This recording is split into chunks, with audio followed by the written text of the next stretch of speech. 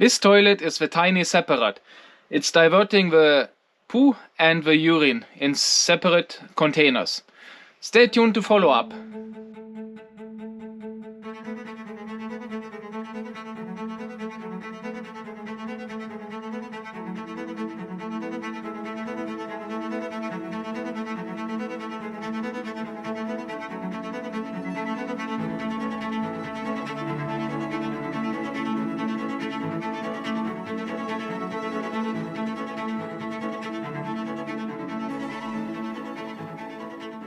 Here, this is the main frame for the toilet. It's a bit overkill, but I needed the height as the shower tray is elevated from the floor.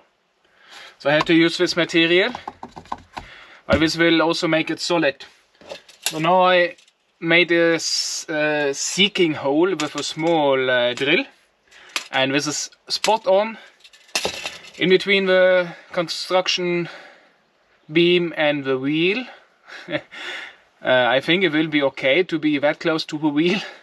I will see later with the pipes how I will manage it underneath. But now let's drill the hole.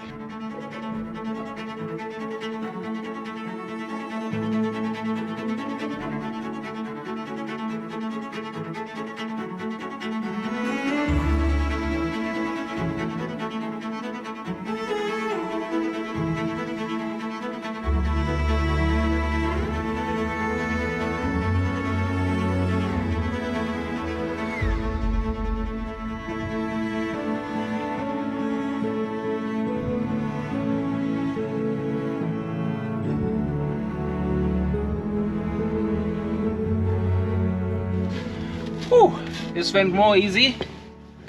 I was more careful with drilling. That's looking really good. I started to build the frame. As you see here, I built a really nice frame, and I made the solution with a flexible pipe, so I can push it in and out, so it will not be stationary. So you see, I hope it's not coming off in the future. Somehow, you see, it's maybe going not so well, but it might work. Otherwise I have to change the pipe to a more flexible. This is a bit stiff and it's not turning, because this is an electric pipe normally. But I will see what I will find, which solution I can go or use. Let's get this toilet ready so I can use it in 2 days. So here we have a filter for the fan.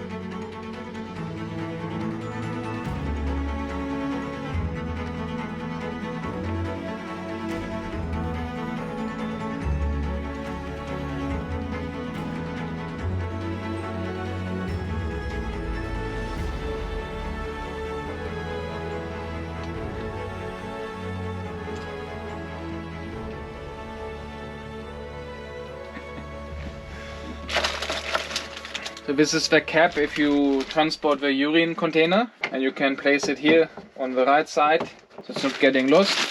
Is the lid. So here we have waste bags for the waste container. It's the big one here where you used to poo. So just insert them. It's not a big deal.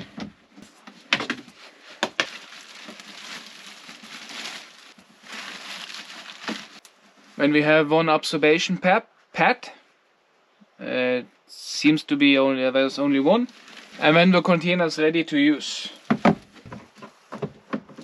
Let's make sure that this sealing is in position. Sometimes this is not getting straight into it, and it has maybe to do with the container is not in place.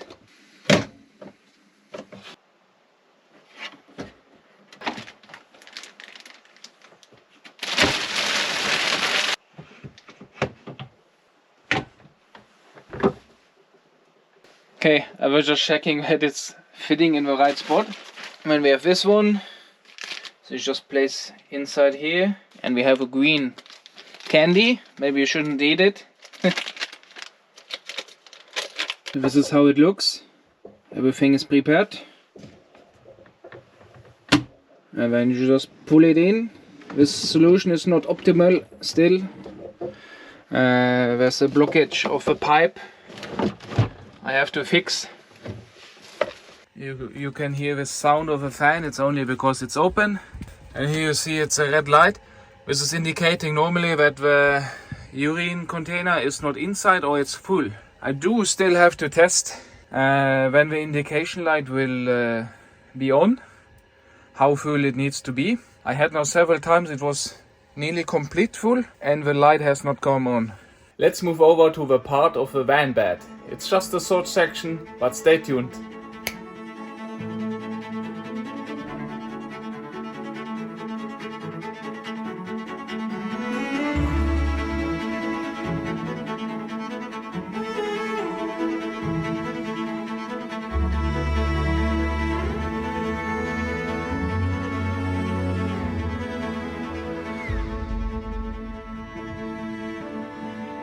I'm going to show you shortly how to mount this van bed in this Mercedes Sprinter.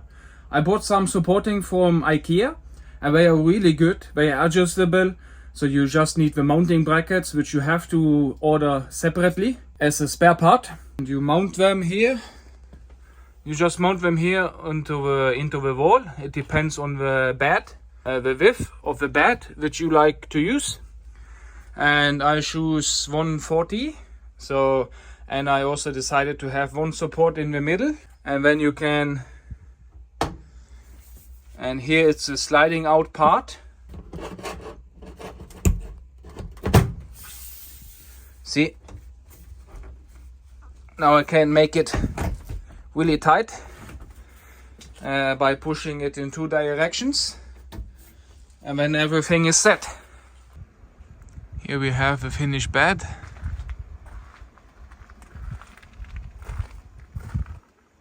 This is from IKEA. It was 2 meters in the length, and I just cut it in the end, in both ends, drilled new holes and adjusted. Really easy. And I decided to use two separate ones with the extra supporting in the middle for getting more strength. And here we have about 180 centimeters, and on the other side 187, as the van is like narrowing in towards the back. I hope you enjoyed this small episode and I could give you some insights about the toilet and the bed in the van. Just comment down below what you think about it. If you would like to see anything more or not, just let me know. See you in the next one.